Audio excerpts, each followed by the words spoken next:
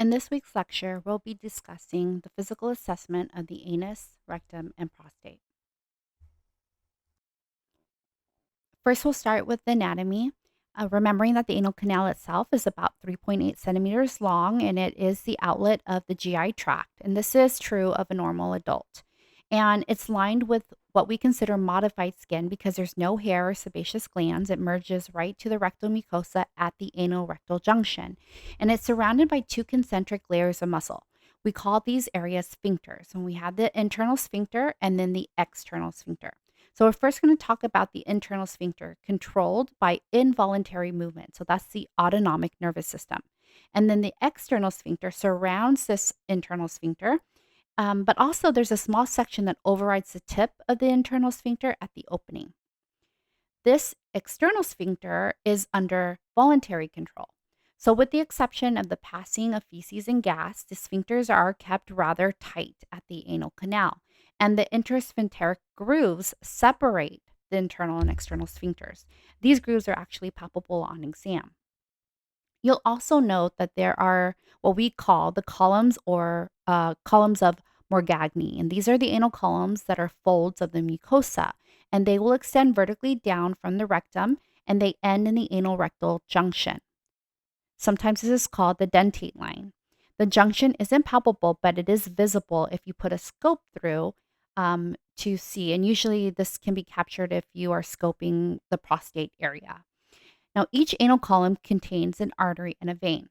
And if there is chronic increased venous pressure that may happen with constipation or pushing with defecation, this vein may become very enlarged and it will eventually form a hemorrhoid. At the lower end of each of the columns is a small crescent fold of mucous membrane, and this is referred to as the anal valve. And there is a space even between the valve and between the columns, and this is called the anal crypt. Now, moving on to the rectum, remembering that this is a area of the body that's 12 centimeters long, and it's the distal portion of the large intestine, and it extends from the sigmoid colon at the level of the third sacral vertebrae. It ends at the anal canal. So, just above that anal canal, the rectum will dilate and turn posteriorly, forming this rectal ampulla. The rectal interior has three semilunar transverse folds, and we call these the valves of Houston. These cross one half the circumference of the rectal lumen. And really, the valves of Houston has a function that is still unclear, but some people think that they can serve to hold feces when there's feces in the canal, but also you need to pass gas. The lowest areas within reach of palpation, usually on the person's left hand side. So, if you ever had to do a rectal examination, you don't want to mistake these valves of Houston for some type of interrectal mass.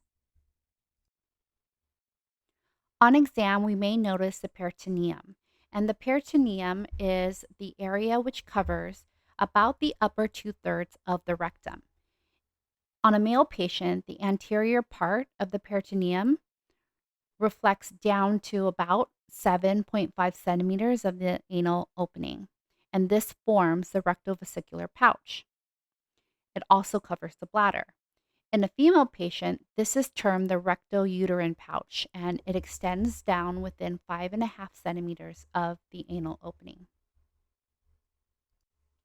Another important difference between the female and the male GU anatomy is that in a male, the prostate gland will lie in front of the anterior wall of the rectum and 2 centimeters behind the symphysis pubis.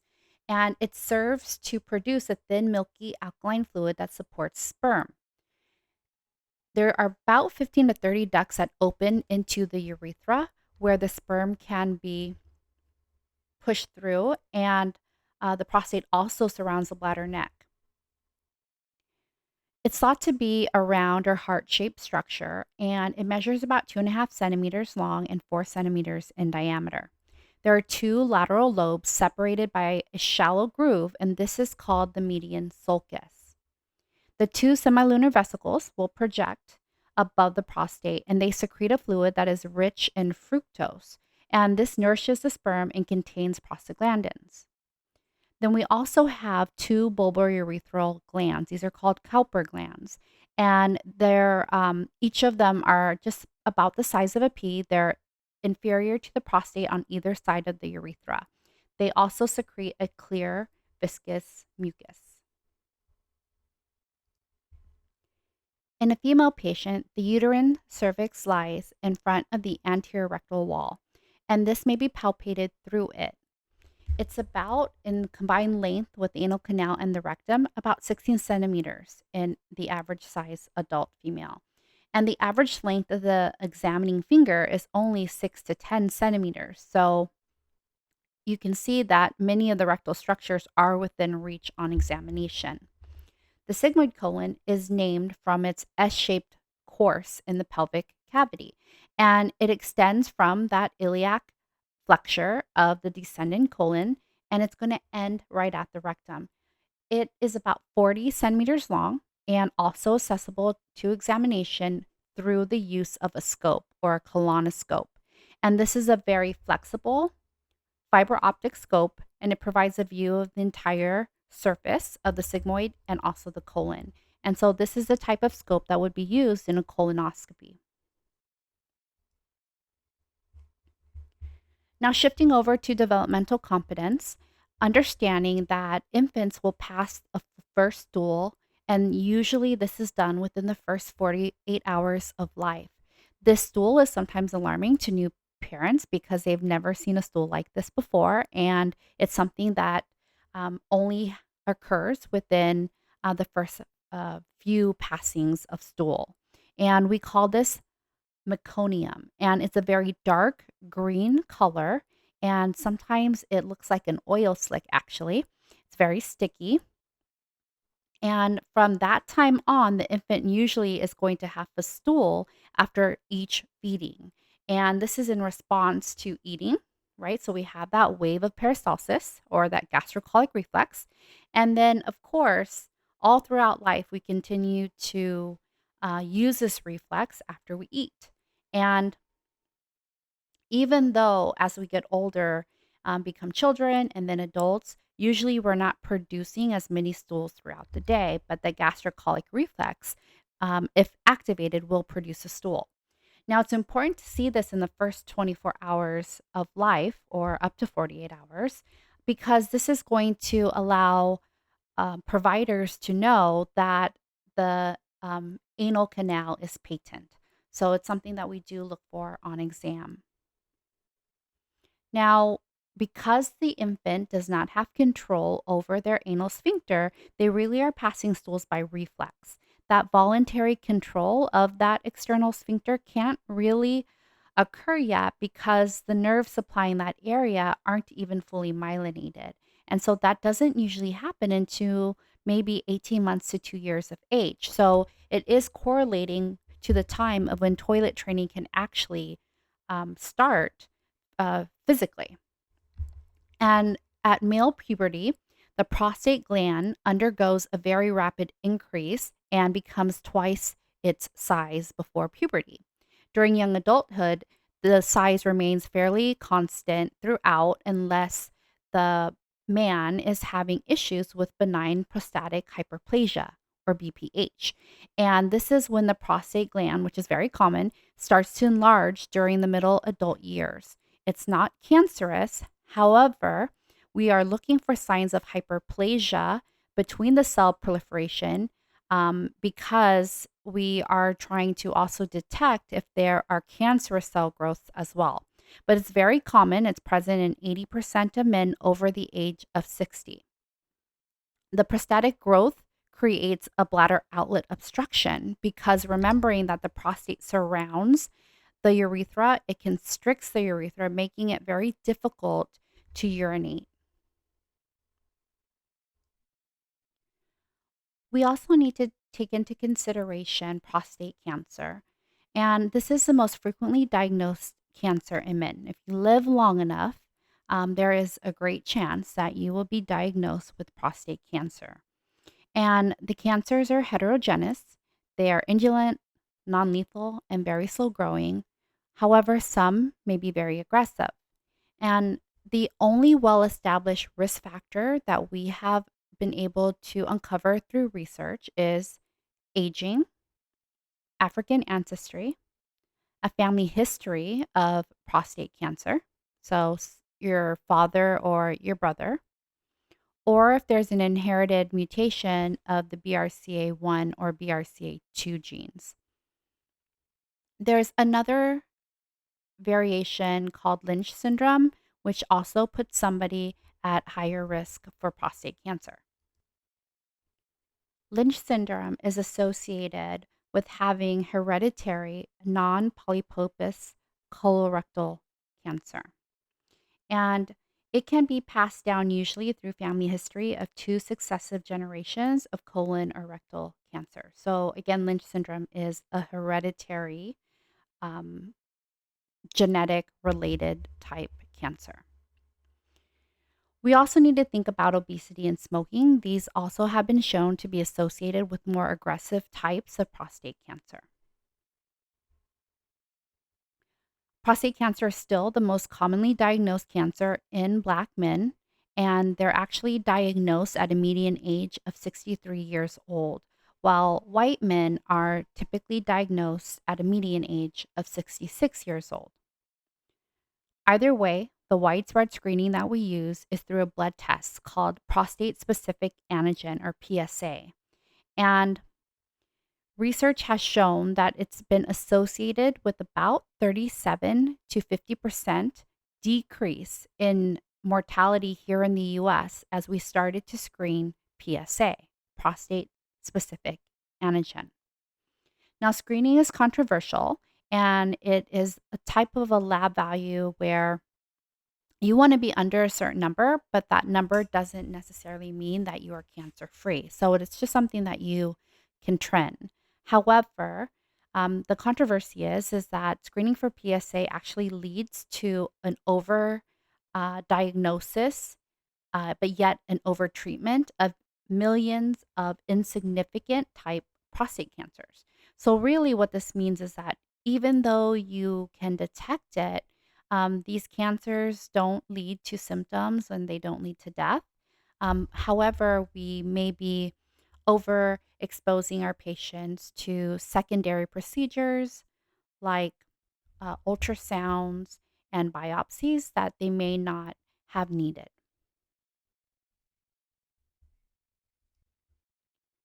Colorectal cancer, or CRC, continues to be an important cancer consideration here in the United States. It is the cause of the third most, or excuse me, it's the third most common cause of cancer death in the US. And you can see the different ethnic and geographic variations really, with rates highest in Black populations, followed very closely by Native American and Alaska Native populations. Next, white, Hispanic, Latino, and the lowest in Asian and Pacific Islander patients. The incidence has decreased since the 80s because we have aggressively been increasing our screening and decreasing risk factor exposures. And so, because of this, we have seen a decline of colorectal cancer in adults. And even um, through the use of the screening, we do have a surprising increase incidence in our younger adults because we don't screen typically until about 50 years old unless there is a family history or other reasons why you would consider screening for younger people. And CRC is a precursor lesion in the bowel lining. And you might see adenomatous colon polyps, which are protrusions that protrude into the lumen of the bowel. And these polyps can be visualized through colonoscopy. When they are visualized, they can be removed and biopsied on the spot. And actually, that's the great thing about this procedure is that we're not just going in to look, but we can actually remove the polyps as well. Thinking about the risk factors of colorectal cancer, you're thinking about older adults, you're thinking about heredity and genetics, and also Lynch syndrome can be another risk factor here as well. You're looking for someone that has a history of chronic inflammatory bowel disease, so ulcerative colitis or Crohn's disease. A patient with type 2 diabetes is also more at risk for colorectal cancer as well. However, more than half of all the cases and deaths are due to modifiable risk factors like smoking, a high um, a diet high in red meat or processed meats, and a diet with low calcium or low fruits and vegetables and low whole grains puts you at a higher risk as well. If you are a heavy alcoholic drinker, you're obese, or have um, physical inactivity, then this also puts you at a greater risk for colorectal cancer.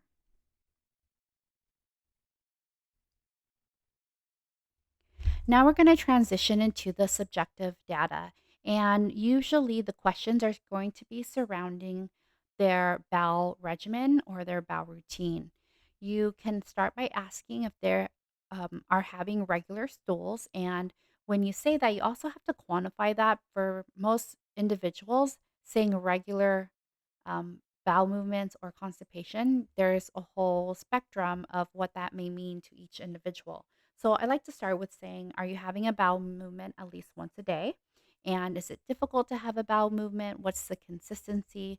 You might even use the Bristol stool chart to help them to determine what type of stool they have. I'm also looking for any changes in bowel habits. Are these recent? Are they intermittent? Do they happen quite often? I'm, I'm going to ask them about medications. Are they requiring laxatives or stool softeners in order to have a stool? Or perhaps they may be taking medications that are causing them constipation, for instance, iron supplements. I'm going to ask them about questions that have to do with their rectal exam. Perhaps maybe the rectal area is very itchy and there's pruritus, or they're experiencing some blood on their toilet paper after defecation. So that may be a sign of hemorrhoids, but it could also be a sign of fissure or perhaps a fistula. So an opening into a different area of their body. Family history is really important. As you can see, that colorectal cancer, prostate cancers, these are all genetically linked, and there's a great family history component to that. And I'm looking for lifestyle, diet, exercise, and any comorbidities. The last thing I'm thinking about is their their diet and making sure that they are considering a high fiber diet because we are talking about their rectum and being able to stool.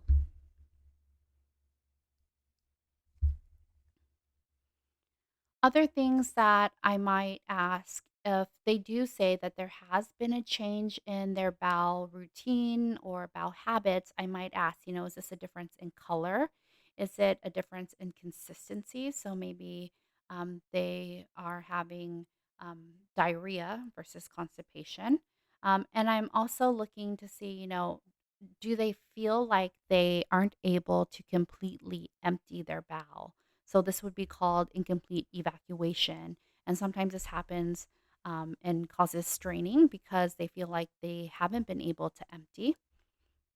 This straining again can lead to issues like constipation or fissures. So whatever the symptom is, you're going to use your old cart mnemonic to help you to understand more about um, the situation, whether it is diarrhea or constipation or anything in between. And you want to note if there are any other risk factors that um, perhaps was the prelude to the symptoms. Like, for instance, was it a gastroenteritis or colitis that is causing it? Is it something to do with their food? Did they eat something that just didn't agree with them? Perhaps they drank something contaminated, maybe contaminated water. I'm also going to ask very specifically if they've ever had any black tarry stools or bloody stools, so bright red or tarry. This can be suggestive of a GI tract bleed. And so you want to ask very specifically the quantity of the blood that they are seeing and how often this is happening. I'm also asking for questions like mucus and pus or clay colored stools. Um, that term clay colored really means, or it's because there's no bile. And this can happen with biliary cirrhosis or gallstones. Sometimes with alcoholic patients or patients with viral hepatitis, you might even notice that they also have clay color stools. Patients may complain also about increased flatulence, and this can happen due to some of the medications they're taking, or sometimes nutritional supplements and vitamins can cause um, more gas to be passed. Uh, Patients with Crohn's disease also, they deal with more flatulence than most other patients. And then, of course, those that are eating certain foods that have a profile that would cause gas as well. So you might want to get into their diet history in depth. Additional questions I may ask a parent of an infant or a child is if they've noticed any irritation in the anal area, they've noticed any itching, or raised skin bumps or redness. So that may indicate that there is some discomfort in that area. And then how often their child is having a bowel movement and if they are complaining of any pain or straining with bowel movements. Sometimes with children that are having issues with constipation will actually start to have encopresis, which is the inability to hold stool and they're persistently passing stool through their clothes. And this can happen to any child that's already been potty trained or trained for pees and poos, and now are starting to become incontinent with that. Also, to consider with um, encopresis, it doesn't necessarily mean that they're having issues with watery stool. Sometimes with encopresis, because of the constipation, it allows more watery stools to pass. So there can be a mix of both. Also, with constipation in the bowels, this can cause nocturnal enuresis or incontinence during the day as well, because that stool is constantly putting pressure on the bladder. So, other questions that you might ask may not just be necessarily with stool, but also with their urination habits.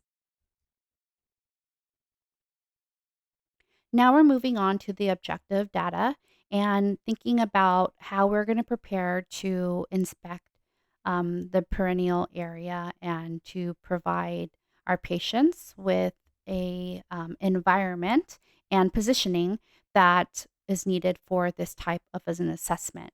And so to perform the rectal exam on an adult, you will have to get them in a different position than you would maybe for a child. So, thinking about for a man, you would put the patient in left lateral decubitus position. You may also have them stand, or lithotomy position can also be appropriate as well. And if the man is standing, you want them to rest their elbows on the exam table and try to be as relaxed as possible. And they're pointing their toes together. And you can see that in the schematic. This is going to relax the muscles in the regional area and it makes it easier for you to spread the buttocks and to perform the examination. Now, a woman will also always be placed on lithotomy position if you are examining the woman's GU system. And you can also put them in left lateral decubitus position if you are only doing the rectal exam alone. Some things that you would want to get ready, especially if you are helping in this type of procedure, because as a registered nurse, you may not be performing these examinations on your own. Rather, you'll be helping the provider. So, providing adequate lighting, lubricating jelly, gloves, and perhaps a blood test container for fecal occult blood, or sometimes you can get a guac test. Um, it's like a little paper package, actually, and you would get a stool sample to see if there's any blood uh, in the stool.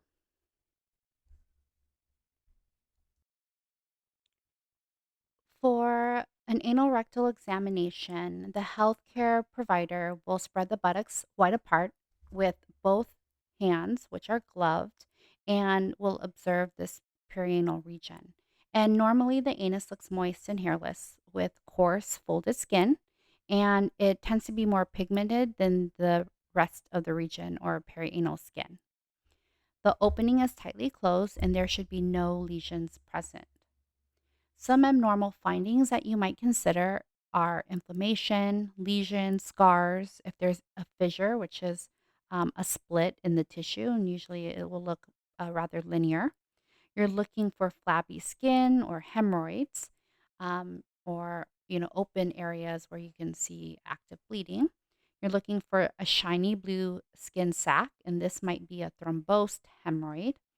Other abnormal findings are if you see a very small round opening into the anal area, this might be a fistula. Then the healthcare provider will inspect the sacrococcygeal area, and normally this area appears to be very smooth and even.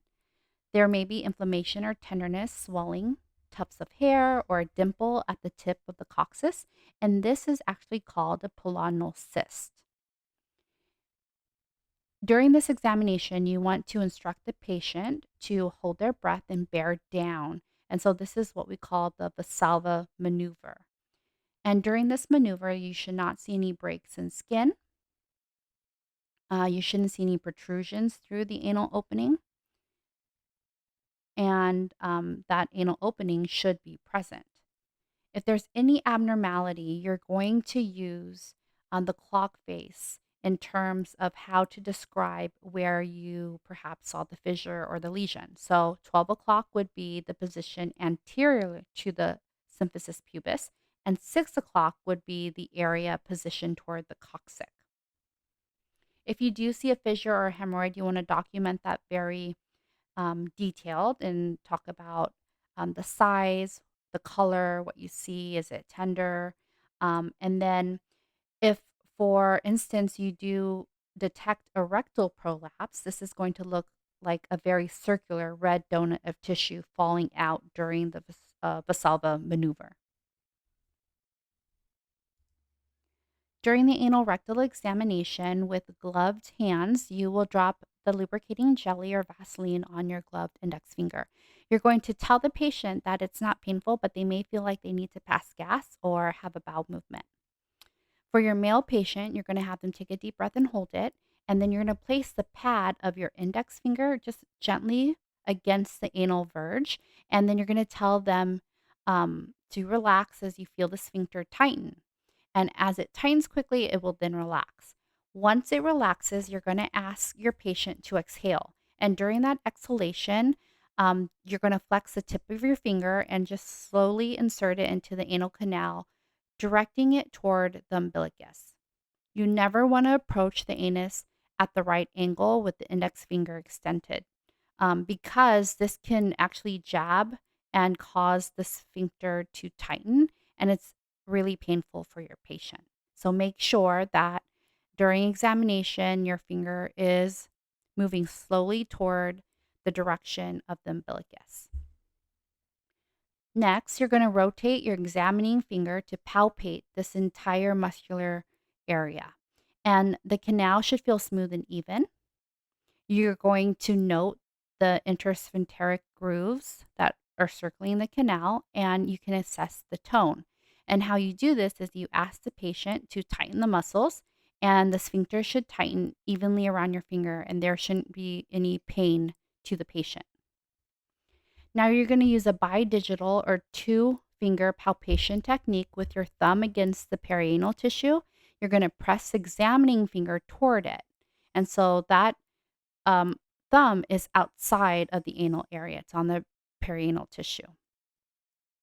This maneuver is going to highlight any type of swelling or tenderness that you might detect, and it will assess also the bulbourethral glands. Now, above the anal canal, the rectum starts to turn posteriorly, and you can follow the groove of the coccyx and the sacrum.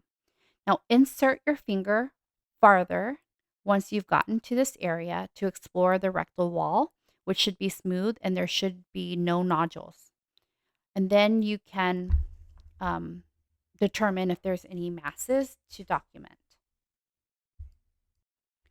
During a prostate exam, on the anterior wall in a male, there will be an elastic, bulging prostate, and the median sulcus is palpable.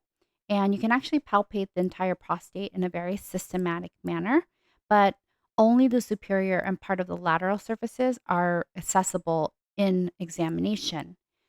Remembering again that most times, as a registered nurse, you will not be performing this examination, and it really is for advanced practice providers, your APRNs, nurse practitioners, doctors, PAs, etc. The provider will press into the gland at each location because when a nodule occurs, it will not project into that rectal lumen. So they're able to actually determine if it is a nodule or not. But otherwise, in a normal prostate, the surface should feel smooth and muscular. And what they're looking for are any nodules or diffuse firmness. The characteristics that they will chart consist of the size, which should be about 2.5 to 4 centimeters wide, and it shouldn't protrude more than a centimeter into the rectum. They're looking for a gland that may be enlarged or even atrophied. They're going to determine the shape. It's a heart shape with palpable central groove, or we call that the sulcus. Um, or it could be that with hyperplasia, it's flat with no groove. You're looking for the surface. Is it smooth or nodular? They're looking for consistency. Is it elastic, rubbery, or hard, soft, fluctuant, or even boggy? And then lastly, mobility. Is it slightly movable, which would be normal, or is it fixed? And then obviously, you're checking for any pain, tenderness, or sensitivity.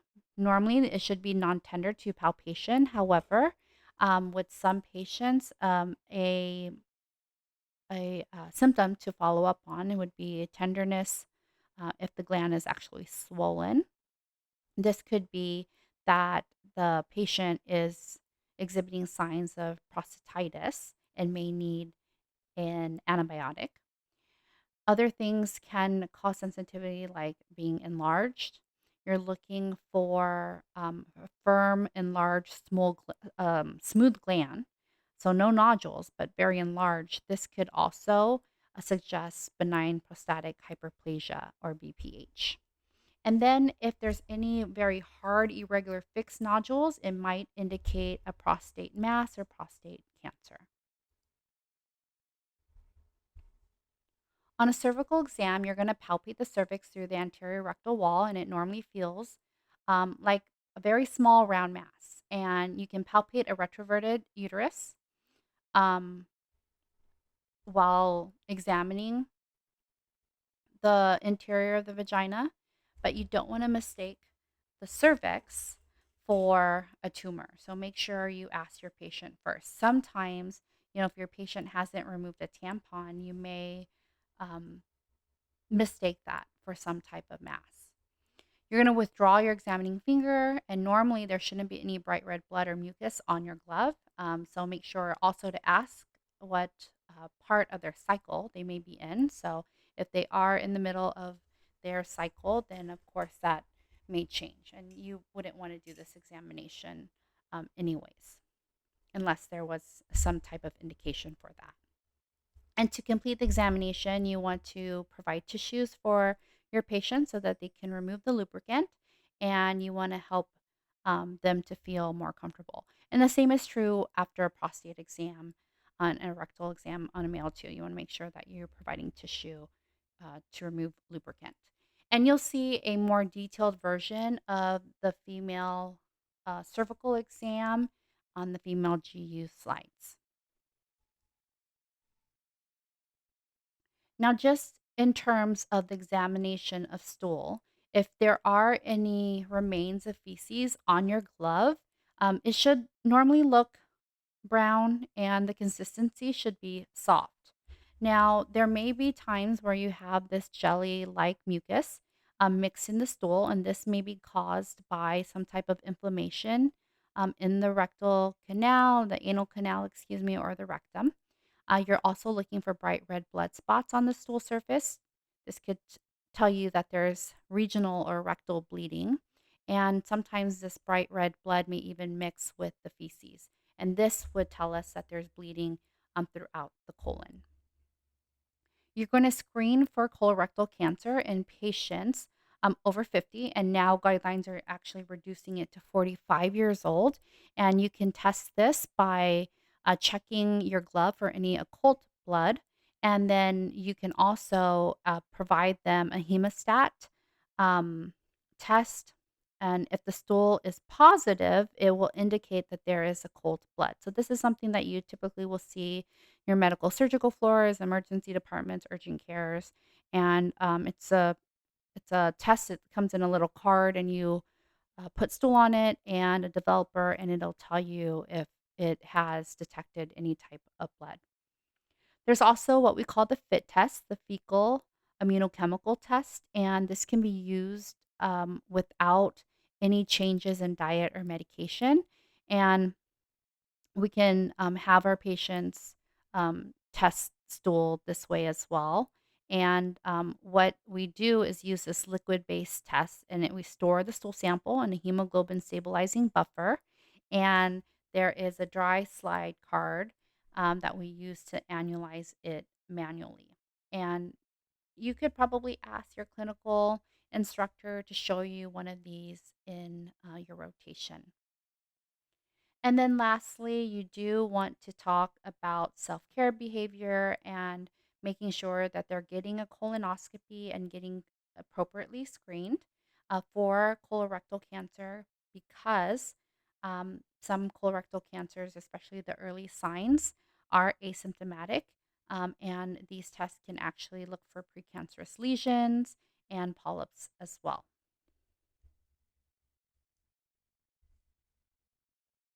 For infants and children, you would want to make sure that during their examination that they are having a stool. Remember, we talked about the first meconium. We're also checking about the anal reflex. And so even if they have not had a stool, you could gently stroke the anal area with a gloved finger, and you should see a quick contraction of the sphincter. And so that's something that all infants should have as well. We also might look for a Mongolian spot, and this is a common variation that we see in darker pigmented skin. Um, and this is completely normal, and it actually sometimes does fade away, but it is commonly seen in Asian newborns, Black, Native American, Mediterranean newborns, and can be mistaken for a bruise or ecchymosis or a purpura, which it is not. And for children, you can also inspect the perianal area in a school age child and adolescents, and you would do this during their GU examination. Some things to consider for our aging adults. And so thinking about, as an older patient performs that Valsalva maneuver, we might note relaxation of the perianal musculature and a decreased sphincter control instead of the tightness that we would in other adults. But otherwise, the full examination should proceed as described earlier for our patients. And this is true with the younger adult and our older age patients. Now, hemorrhoids are also very common in our older population. So make sure when you're palpating, you're very cautious. And you might want to ask if there are any known hemorrhoids already, because you might actually palpate one of these skin sacs or hemorrhoids, and they can be extremely sensitive. So, again, going through all the different areas of teaching, obviously, prostate cancer, colorectal cancer is of great importance, and you'll want to make sure that your patient understands what a FIT test is and what it detects. We actually can send these to our patients' home and they can do it themselves and send it back. And this is now starting, just like colonoscopies, it's now starting at the age of 45. And previously, it was 50 years old was the standard. And for our male patients, it's a time to also be talking about HPV vaccine, just like you would do a female. So that is available for any male patient under the age of 26 are younger, and HPV stands for human papillomavirus. It's the most commonly sexually transmitted infection, or STI, and it can actually lead to genital or anal cancers. And so this is why this is included on this slide. So the vaccination will help prevent this. Also, if your patient is having high risk sexual activity or intercourse with multiple partners, unprotected sexual activity, or anal receptive intercourse with men, then they are at higher risk. And so make sure that they are thinking about HPV, because the spread of HPV actually to a female partner can cause cervical cancer in women. And I do want to talk about some of the different regional abnormalities that you might see. We briefly touched upon what a pilonidal cyst is, and this is a hair containing cyst, and it usually is midline over the coccyx area or the lower sacrum. And it appears to look like just a little bit of a dimple with just a small visible tuft of hair. And although this is usually a congenital finding, it is first diagnosed between 15 and 30 years old. And if it is large enough that they can see it, it could require surgical draining. A fissure, this is exquisitely painful because it is a tear in a very sensitive part of the body. It's in the superficial mucosa of the anal margin, and about 90% of them occur in the posterior midline area. So, our patients that are experiencing symptoms from a fissure may say that there's pain when passing stool. It might feel like they're passing shards of glass because it's so painful, and there might be bright red blood in their stool. You might also see fissures related to trauma, ischemia, elevated anal pressure, and acute fissures benefit from increased fiber and fluid. So, it's something that you can add in your patient teaching. Initial treatment for chronic fissures are the use of topical calcium channel blockers like diltiazem and nifedipine. And we can also use topical nitroglycerin ointment. And actually, Botox injections help as well with the internal anal sphincter. For hemorrhoids, these are probably the most common of the abnormalities. They are flabby papules, varicose veins. So remember that increased venous pressure. So they are actually a varicosity. An external hemorrhoid starts below the anal rectal junction. It's covered by anal skin. And when it becomes thrombosed, it contains a clotted blood and blood tissue, and it becomes very painful, swollen. It might look shiny blue in mass, and it's very itchy. And it could cause bleeding with defecation. However, when a hemorrhoid is resolved, it's painless, but yet the flabby skin sac may still appear around the anal opening. Some hemorrhoids do not require surgical um, removal, but others do. Some hemorrhoids are internal that stay in the internal canal, so the varicosity is inside, and sometimes you actually see it outside of the anal area. Remembering that straining when you're stooling, chronic constipation, obesity, low fiber diet, and pregnancy also can cause anything actually that is causing increased venous pressure can cause a hemorrhoid. So you're looking for rectal bleeding, red blood on the tissue during stools, or you might even see a little bit of blood in the toilet bowl. Most patients with hemorrhoids complain about the itchiness, so they do experience pruritus, anal swelling, and pain. And there might even be a little bit of discharge. So, what we usually say is increase your fiber. Sitz baths is also something that helps to relieve some of the discomfort. And we do have topical medications. Most of these are over the counter. They range from steroids to analgesics, and they are used commonly, but really they're not evidence based. Other things that you might see are perianal pruritus. This is intense itching and burning, and this can be caused by a variety of different things. It may be a contact dermatitis, so things that could cause that. Maybe new soaps, detergents, cleaners. Also, restrictive clothing can sometimes cause this type of pruritus. If a patient has incontinence of their feces, or even if they have incontinence of their urine, it may cause increased soiling in that area, leading to perianal pruritus. Hemorrhoids, we've talked about already. A patient with skin disorders like eczema or psoriasis may also have perianal pruritus.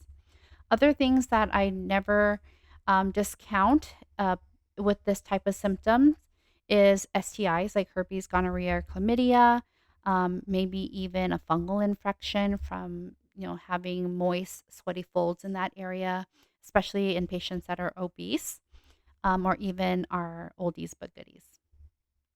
There could be also systemic causes to perianal pruritus, like a history of diabetes, liver disease, and in a child, I'm looking for pinworms. If a family member is saying that they're noticing the child is itching in that area a lot, sometimes it's pinworms, very commonly, or I'm looking for some type of fecal soiling. For fecal impaction, this is when you're not able to defecate or you're not able to completely relieve yourself or empty. Um, and it can lead to a complete colon blockage with very hard, immovable stool.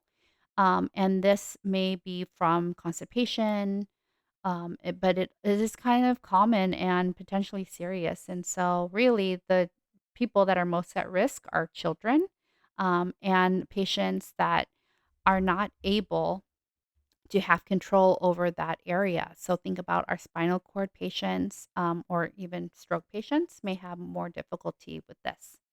Aging adults and those that are living in some type of healthcare institution may also be at higher risk for fecal impaction.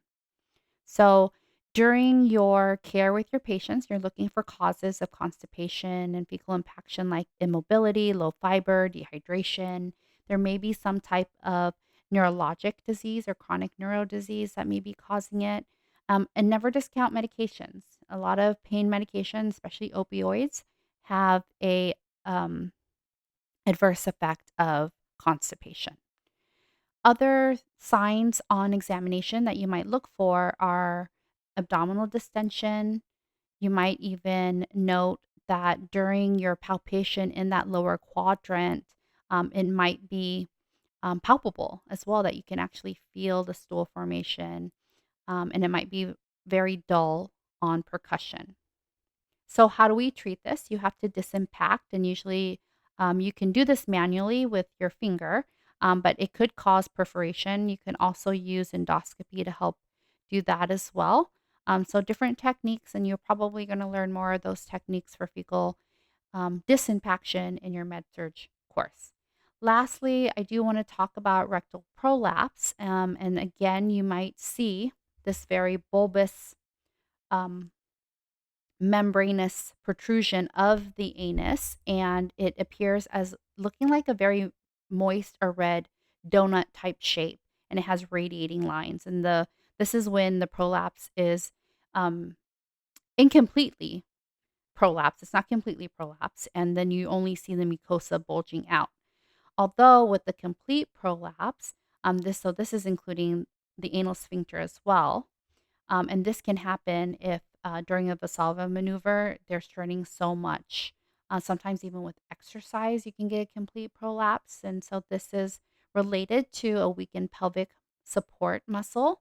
Rectal prolapses they can be reduced. However, this is not a long-term fix and it will eventually require surgery.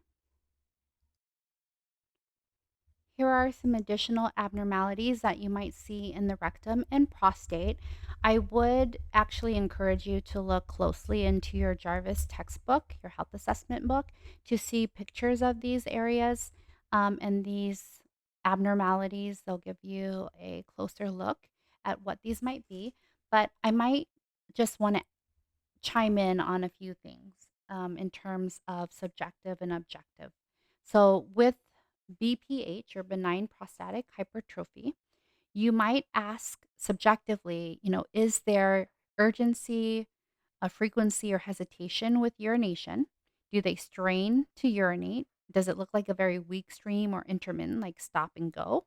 Or they just feel like they never can completely empty their bladder? Another question for BPH patients are if they wake up at night to pee or nocturia. For prostatitis, this patient may have fever, chills, malaise. They might also experience urinary frequency and urgency and dysuria, so painful urination. They may even see some urethral discharge. The pain is usually described as dull, aching pain and within the perianal and rectal area. Remembering again that this could be an acute inflammation, which would cause the swollen gland, and possibly a cause for an anti infective like an antibiotic. And then for carcinoma, remembering that early prostate cancer does not have any symptoms. And so, really, it's going to be based on some good subjective history that includes family history, but some common things to ask are questions that are very similar to the questions that you would ask for benign prostatic hyperplasia. Okay, so in summary, here is your anus, rectum, and prostate examination. So after you provide some subjective history taking, you will inspect the anus and perineal area, inspect during a Valsalva maneuver as well, so that you can check um, the tone. You'll palpate the anal canal, rectum of all adults, and you can test stool for occult blood if warranted. Also note here, you can see what the example is for your charting for this week.